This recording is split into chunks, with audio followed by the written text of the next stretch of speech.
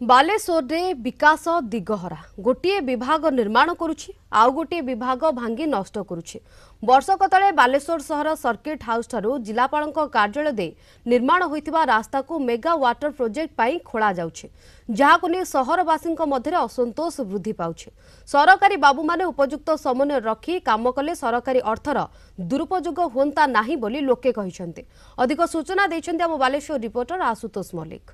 किछि दिन पूर्व पीडब्ल्यू पक्षर रास्ता निर्माण होता किंतु वर्तमान पीएचडी से रास्ता को खोली संपूर्ण भाव नष्ट कर देछि, जाफल गोटे वर्ष भितर एभली जो कार्य देखा मिलूँ लोक मैंने विरोध कर देखिपे ये हूँ रास्ता जोटे कि ये हूँ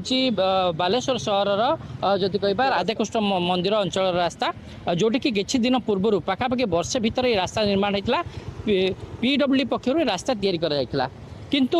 वर्तमान पीएचडी पक्षर रास्ता खोलिकी संपूर्ण भाव नष्ट कर